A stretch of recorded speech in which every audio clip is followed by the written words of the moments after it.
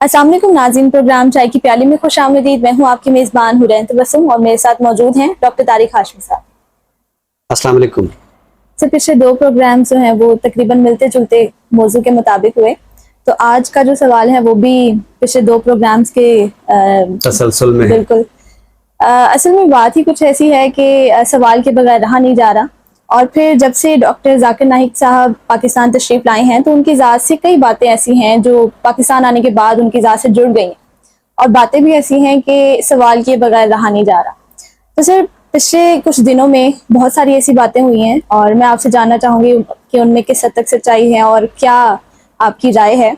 एक तो ये कि इस्लामाबाद की एक तकरीब में उन्होंने बच्चियों को इनाम देने से इनकार कर दिया, शीट्स देने से इनकार कर दिया कि वो नामहरम है।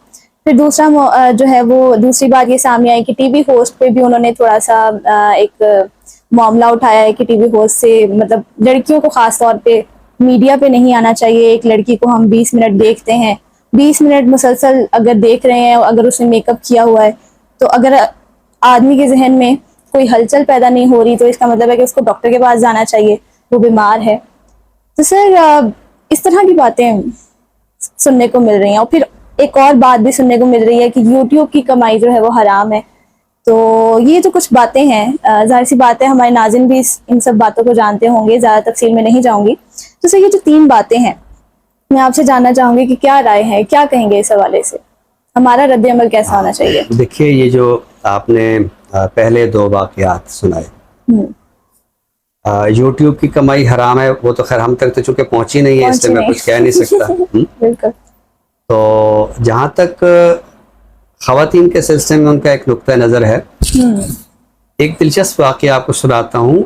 किशोर नाहिद इसकी रावी हैं। किशोर नाहिद जो हमारी मुमताज़ शायरा हैं, कि एक हवाई जहाज़ के सफ़र के दौरान में एक आलिम दीन ने कहा कि ये जो एयर होस्टेस होती हैं और इनके जो लिबास होते हैं, ये जिस तरह हमारे सामने आती हैं, तो वही जाकिर नाइक साहब वाला लफ्ज़ बोल रहा हूँ, हमारे अंदर हलचल होती है।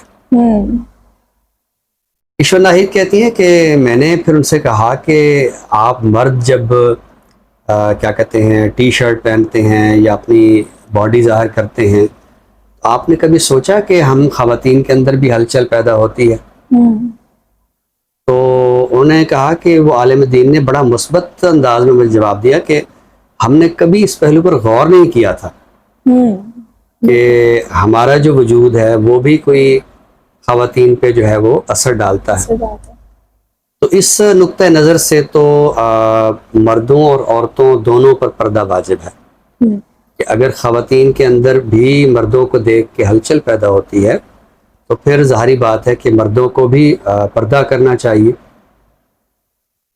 बात यह है कि हम कभी भी मामलात को, वाक़यात को, हत्ता के तारीख़ को उसके नताइज की रोशनी में नहीं देखते। आप देखिए कि पूरी दुनिया में जो एक सिनफी खौफ है वो ख़त्म कर दिया गया है। यानी आप देखिए कि पूरी दुनिया में ख़वातीन जो है वो स्पोर्ट्स में हिस्सा लेती हैं, और जब मैंने स्पोर्ट्स कहा है तो उनमें एथलेटिक्स भी हैं, और एथलेटिक्स के लिए जिस तरह का लिबास होता है वो सबको पता है, और वो खेलती भी हैं और पूरी दुनिया उनको देखती है, पूरा स्टेडियम उनको देख रहा होता है, और वो 20 मिनट नहीं होते, वो घंटे होते हैं, घंटों वो उस मखसूस लिबास में होती हैं, तो उनके अंदर कोई हलचल नहीं होती, और हम ये भी नहीं कह सकते कि वो बीमार हैं। मैंने ये अर्ज़ किया है कई बार कि ये जो मर्द और ख़वातीन का आपस में एक ताल्लुक़ है, इस पर हमें कोई सेहतमंदाना एक मुकालमा जो है उसकी ज़रूरत है। वक्त के साथ साथ हम अपनी ख़वातीन को एक बार फिर जो है वो जो हम एक हमारी घर की चार दीवारी है और एक मखसूस तरह का लिबास है, हम एक बार फिर उनको वहाँ कैद कर देना चाह रहे हैं। आप देखिए कि पूरी दुनिया में ख़वातीन मैदान अमल में आई हैं। वो सहाफ़त का मैदान है, वो अदाकारी का मैदान है, वो तालीम का मैदान है, वो सियासत का मैदान है, कोई भी मैदान है उसमें ख़वातीन एक भरपूर किरदार अदा कर रही हैं। और लिबास से बिल्कुल यानी जो समझिए कि उससे कते नज़र کہ ان کا لباس کیا ہے. وہ ویسا ہی لباس استعمال کر رہی ہیں جیسا کہ مرد وہ استعمال کر رہے ہیں. تو کیا ان معاشروں میں ہر 20 منٹ بعد مردوں کے اندر کوئی ہلچل واقع ہوتی ہے؟ یعنی میں یہ عرض کرنا چاہ رہا ہوں کہ ہم کیوں جو تجربات ہیں ان سے ہم استفادہ کیوں نہیں کرتے؟ یہ جو ایک انسانی تجربہ مسلسل ہو رہا ہے ہمارے ارد گرد، دور بھی نہیں ہے، ٹھیک ہے. یعنی آپ دیکھیے کہ اس وقت ایک مخصوص طرح کا کاسٹیوم جو ہے وہ خواتین کے سلسلے میں مقبول ہو رہا ہے، اور گزشتہ 5-6 برسوں میں، یعنی میں جب طالب علم تھا تو نہ ہماری جو خواتین اساتذہ تھی اور نہ ہی ہماری طالبات وہ اس مخصوص لباس میں نہیں ہوتی تھی، تو ہمارے اندر تو کبھی کوئی ہلچل نہیں ہوئی ہے. اچھا، جہاں تک ہلچل کی بات ہے تو میں اس سے انکار نہیں کر رہا، لیکن اس کے لیے 20 منٹ ہی کیوں؟ جس کے ذہن میں کوئی برا خیال آنا ہے وہ تو 20 سیکنڈ میں بھی آ جانا ہے، وہ تو چند لمحوں میں بھی آ جانا ہے. ہم بجائے اس کے کہ جو ایک مردوں کی وحشت ہے اس کو کم کریں، یا مردوں کی ایک ذہنی، نفسیاتی اور روحانی تربیت کریں، ہم زور اس پہ دیے جا رہے ہیں کہ خواتین جو ہے وہ ایک مخصوص لباس پہنیں اور وہ گھروں کے اندر بند رہیں. اچھا، اب میں نے ایک بات یہ بھی دیکھی ہے کہ ہمارے یہ جو مخصوص طبقات ہیں، اچھا آپ نے سوال تو ڈاکٹر ذاکر نائک کے حوالے سے کیا، میں ان کا نام اس لیے نہیں لے رہا کہ بار بار ایک شخصیت کو زیر بحث لانا ضرور نہیں ہے، لیکن چونکہ آپ نے ان کا نام لیا تو اب میرے منہ سے بھی ایک نام نکلا ہے ان کا. تو بات یہ ہے کہ یہ مخصوص طرح کے جو طبقات ہیں، یہ جو ہمارے ارد گرد کے انسانی تجربے ہیں ان سے استفادہ کیوں نہیں کرتے؟ اچھا، تاریخ میں یہ بتاتے ہیں کہ ظاہر ہے کہ بڑی ہستی کا نام لیتے ہیں کہ وہ تاجر تھی، ٹھیک ہے. تو وہ جب تاجر تھی تو ایک مخصوص طرح کا لباس تو ان کا نہیں ہوتا تھا. ظاہر انہوں نے بھی جب وہ تجارت فرما رہی ہیں تو ان کا مردوں کے ساتھ ظاہر ہے کہ ایک لین دین تو ہے. تو کیا وہ گھر کی 4 دیواری کے اندر بیٹھ کے، یا جب آپ کہتے ہیں کہ وہ جنگوں میں زخمیوں کو پانی پلاتی تھی تو میدان عمل میں ہوتی تھی.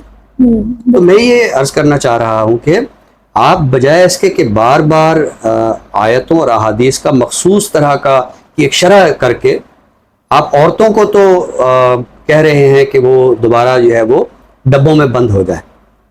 اب ایک بات میں نے نوٹ کی ہے کہ ہمارے ان طبقات نے یہ دیکھا ہے کہ ہم کس کس طبقے کو باقاعدہ ہم ہٹ کر سکتے ہیں تاکہ خواتین جو ہے وہ بند ہو جائیں کمروں میں. اب اس میں ایک آخری طبقہ یہ رہ گیا تھا، کیونکہ یہ جو بھی ہمارے شو ہوتے ہیں، وہ چاہے افطاری کے شو ہوں یا جو بھی ہوں، تو یہ علماء وہاں بیٹھتے بھی ہیں اور وہ مخصوص لباس میں وہ خواتین بھی ہوتی ہیں. تو اب ایک یہ ہے کہ یہ خبریں پڑھتی ہیں، یہ اینکر ہیں، یہ جو ہے اس طرح بیٹھتی ہیں، تو یہ اب مخصوص طرح کا جو لباس ہم چاہ رہے ہیں تو یہ اس میں آ جائے. ایسا ممکن نہیں ہے. تو زندگی کو ایک وسعت کے ساتھ دیکھیے. صنفی خوف اگر دنیا بھر میں ختم ہو چکا ہے اور وہاں کو اس طرح کے واقعات جو ہے وہ رپورٹ نہیں ہو رہے ہیں، تو آپ اس بات کو سمجھ لیں کہ خاتون کا جو لباس ہے وہ اتنا معنی نہیں رکھتا. اور اگر معنی رکھتا بھی ہے تو مرد کی جو نگاہ ہے یا جو مرد کا ایک رویہ ہے وہ تو باپردہ خاتون کو بھی، بلکہ بعض اوقات گھر کی خاتون کو بھی وہ نہیں بخشتا. تو میری یہ گزارش ہے، ظاہر ہے کہ ہمارے ایک مدبر عالم ہیں، ہمارے مہمان ہیں، اور وہ ظاہر ہے کہ مختلف شہروں میں خطبے بھی دے رہے ہیں، لوگ انہیں بڑے شوق سے سن بھی رہے ہیں. تو اس وقت جو معاشرہ دنیا بھر میں ایک ترقی کی جانب جا رہا ہے اور دنیا میں جو ایک صنفی خوف ختم ہو چکا ہے، بجائے اس کے کہ آپ مردوں کی ذہنی تربیت کریں، مردوں کی ایک نفسیاتی اور روحانی تربیت کریں، آپ پھر وہ مخصوص طرح کی ایک شرح لے کر تو خواتین کو چاہتے ہیں کہ وہ جو ہے گھروں میں بند ہو جائیں. اچھا دیکھیے، جو نامحرم کا تصور ہے وہ تو یہ ہے کہ نکاح نہیں ہو سکتا. باقی کوئی میری شاگرد ہے تو وہ بھی میرے لیے نامحرم ہے، تو اس کا مطلب یہ تو نہیں کہ میں اس کو پڑھا نہیں سکتا. میری کوئی استاد ہے تو وہ میرے لیے نامحرم ہے، اس کا مطلب یہ تو نہیں کہ میں اس کی کلاس میں ہم نہیں بیٹھ سکتا. منزل یہی جہاں تک یہ ہے کہ ایک دوسرے کو چھونا ہے، تو وہ تو ہمارے روشن خیال دوست بھی یہی کہتے ہیں کہ آپ عورت کو کیوں آپ نے چھوا اس کی اجازت کے بغیر، آپ نے عورت کو ٹچ کیوں کیا. یہ تو اس پر تو یعنی اسلامی معاشرے کے لوگ ہوں یا روشن خیال لوگ ہوں، دونوں اس میں متفق ہیں کہ آپ ایک خاتون کو ٹچ کیوں کرتے ہیں. ٹھیک ہے, آپ کسی کی اجازت کے بغیر وہ تجھے کہتے ہیں کہ آپ کسی بچے کو بھی آپ جو ہے آپ نہ چھوئیں. ٹھیک ہے, بچوں کو بھی بیڈ ٹچ اور گڈ ٹچ کی ایک تربیت دی جاتی ہے. تو بات یہ ہے کہ ہمیں دنیا بھر میں جو تجربے ہو رہے ہیں, دنیا بھر میں جو ایک فضا تشکیل پائی جا چکی ہے, اس کو ہمیں دیکھنا چاہیے. اور انسانی تجربات جو ہوتے ہیں وہ بہت اہم ہوتے ہیں. انسانی تجربات سے ہمیں استفادہ کرنا چاہیے, نہ کہ ہم مخصوص طرح کی شرحیں جو ہمارے ذہنوں میں بٹھا دی گئی ہیں, ہم ان شرحوں کی روشنی میں جو ہے آگے کے معاملات جو ان کو دیکھیں. بالکل سر, بالکل ٹھیک کہا آپ نے کہ جو انسانی تجربات ہیں ان سے کچھ سیکھنا چاہیے اور پھر اسی سوچ میں ہمیں نہیں رہنا چاہیے. ناظرین, اسی گفتگو کے ساتھ ہم بڑھتے ہیں پروگرام کے اگلے حصے کی جانب, یعنی تخلیقی جانب. آج ہم بات کرنے والے ہیں ڈاکٹر ضیاء رشید کے حوالے سے. ایبٹ آباد کی ممتاز ادبی شخصیت صوفی عبدالرشید صاحب کے صاحبزادے ہیں. بہت ہی خوبصورت اور عمدہ غزل اور نظم دونوں کہتے ہیں. آپ کا ایک شعری مجموعہ منظر عام پر آ چکا ہے دستخط ہو گئے کے عنوان سے. تو سر آج ان کے حوالے سے کیا عطا کریں گے؟ اچھا, ایک تو یہ نام جو ہے بہت مختلف ہے. کسی شعری مجموعے کا عنوان دستخط ہو گئے, تو میں نے اس لیے نظم بھی وہی منتخب کی ہے کہ جس میں یہ جو کلمہ ہے دستخط ہو گئے یہ بنیادی اہمیت رکھتا ہے. نظم کا عنوان ہے گراؤنڈ ریالٹی, یعنی زمینی حقیقت. دستخط ہو گئے کاغذوں پر لکھے حکم نامے زمین پر غلط ہو گئے. خواہشیں جب بدن کی ضرورت بنی آتش غیظ سے پیرہن جل اٹھے. شاعروں کے لبوں پر سخن جل اٹھے. منزل دل کے رستے میں پڑتا ہے پہلا پڑاؤ شکم. ایک الاؤ شکم. اپنی اپنی چتاؤں میں جلتے ہوئے خاک زادے سبھی. ایک ہم ایک تم روبروئے عمل ایک رد عمل. فیصلے کی گھڑی سوچ کا ایک پل. جسم کے سلسلے ٹوٹ کر گر گئے اپنے ہی پاؤں میں. چھن چھنن گھنگروؤں کی صدا. ناچ اٹھا جنوں دیکھتے رہ گئے بے بسی سے خدا. کاغذوں پر لکھے حکم نامے زمین پر غلط ہو گئے دستخط ہو گئے. بہت خوبصورت, بہت ہی عمدہ نظم آج آپ نے عطا کی. ناظرین, اسی کے ساتھ ہم بڑھتے ہیں پروگرام کے آخری حصے کی جانب, یعنی کتاب کے تعارف کی جانب. سر آج کون سے کتاب تعارف کے لیے لائے ہیں؟ بہت دلچسپ کتاب آج میرے سامنے ہے اور اس کا عنوان ہے ان کیمرہ.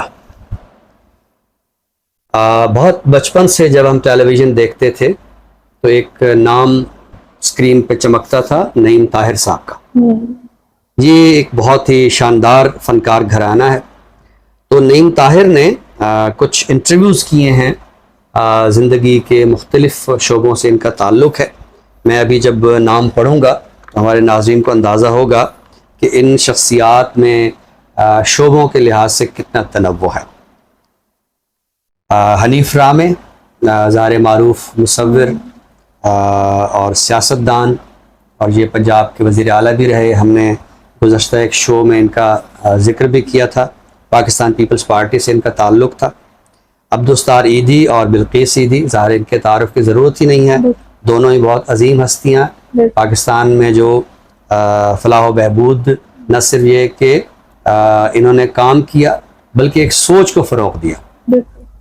اس کے بعد ڈاکٹر جاوید اقبال, جسٹس جاوید اقبال, جو کہ علامہ اقبال کے فرزند ہیں. تو یہ آپ نے دیکھا کہ شخصیات میں کتنا زیادہ تنوع ہے.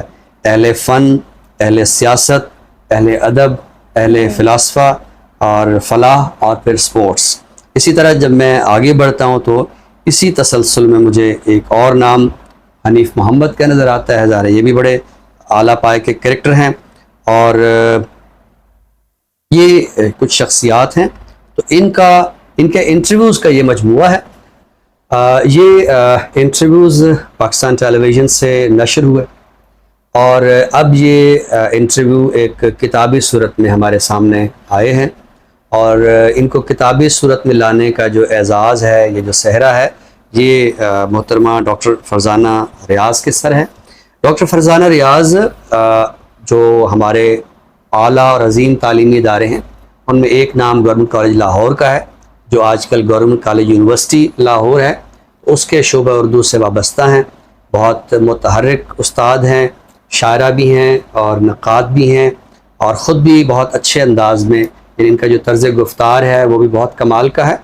تو یہ تمام تر انٹرویوز جو نعیم طاہر صاحب نے پاکستان ٹیلی ویژن کے لیے کیے تھے، ان میں ایک آدھ انٹرویو ایسا بھی ہے جو کسی پالیسی کی وجہ سے نشر نہیں ہو سکا، محمود علی صاحب کا، تو وہ یہ تمام تر جو انٹرویوز ہیں ان کو انہوں نے مدون کیا ہے، اور یہ ایک خوبصورت روپ میں اب ہم ان کو پڑھ سکتے ہیں۔ تو ان شخصیات کے انٹرویوز میں ایک بڑا تنوع ہے، ہم ان شخصیات کی جو نجی زندگی ہے، ان کے جو نظریات ہیں، یا ان کی جو سٹرگل ہے، وہ چاہے فلاح کے شعبے میں ہے یا سپورٹس کے شعبے میں ہے یا سیاست کے شعبے میں ہے، تو یہ بہت ہی عمدہ کتاب ہے ان کیمرہ، جس کے ظاہر ہے کہ جو مصنف کہنا چاہیے،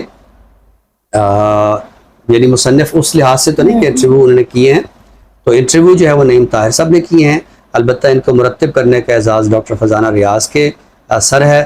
تو یہ خوبصورت کتاب میں نے چاہا کہ آج اپنے اردو رس کے ناظرین سے اس کا تعارف کرایا جائے۔ بہت خوبصورت، بڑی دلچسپ کتاب کا تعارف آج آپ نے پیش کیا۔ ناظرین، اسی کے ساتھ ہی ہم آپ سے اجازت چاہیں گے، نئے موضوع کے ساتھ انشاءاللہ آپ کی خدمت میں دوبارہ حاضر ہوں گے۔ تب تک کے لیے اپنی میزبان حرین تبسم اور ڈاکٹر طارق ہاشمی صاحب کو دیجیے اجازت۔ اللہ حافظ۔ اللہ حافظ۔